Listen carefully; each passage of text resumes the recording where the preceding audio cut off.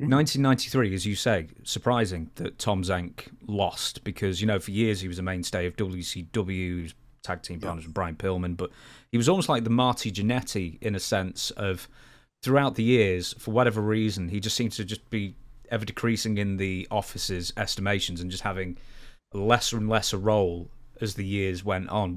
Why with Tom Zenk? He just sort of seemed like he had, maybe not everything, I don't know, but he seemed to have enough to be a decent star in WCW.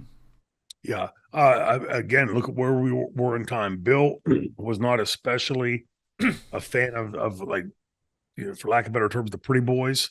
He saw them as the, dime a dozen type thing. And, good bodies and all that. That meant very little to Bill. Bill's was more about the in-ring product, which begs even further, why would you put these guys over on those guys? Mm-hmm. But, I think it speaks more about the biases that Bill would have had. I got two big muscled up guys here, and I got two pretty boys. And Tom, at this time, had he had been given the ball partially, and then Dolph Ziggler of his day, right? They're this start stop. But in each of them, if you look at the first time you saw Tom, and then the last time you saw Tom, it looked pretty much like the same guy. It didn't look as though he was excelling or learning, as he went along the way. If you look at others in that same group, like you look at Steve Austin when he first came in, Brian Pillman when he first came in, Shane Douglas when he first came in, and you start to see like, okay, this guy looks better than he looked last week or better than he looked 6 months ago. I think Tom came in, which I think is part of the curse for the guys that have that, those really model good looks, that they come in and they get stamped with that. But if it doesn't get over immediately, now it becomes a detriment. So what are you doing? It really doesn't matter if you're a good looking guy or not. They're looking to see like what's growing and how vociferously the fans are supporting.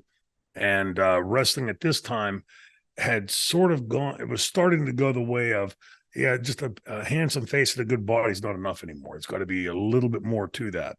And I think that worked against both of them at that moment in time. 6 months earlier, 6 months later might have been completely different. But again, like each of these matches, you can see that there's a real vivid and overt attempt to get anything over, to find something that works. And, you see it through this match, like when Mick beat Mark Merrow, Johnny B. Bab. That surprised me because I thought, it has Bill's fingerprints all over it, but Bill loved heels, and Mick had that really different. I'm all tangled up here. Had that really different look and unorthodox style. That you can see what Bill saw in him, and I talked about his foot placement and everything earlier. But Mark looks so much more polished.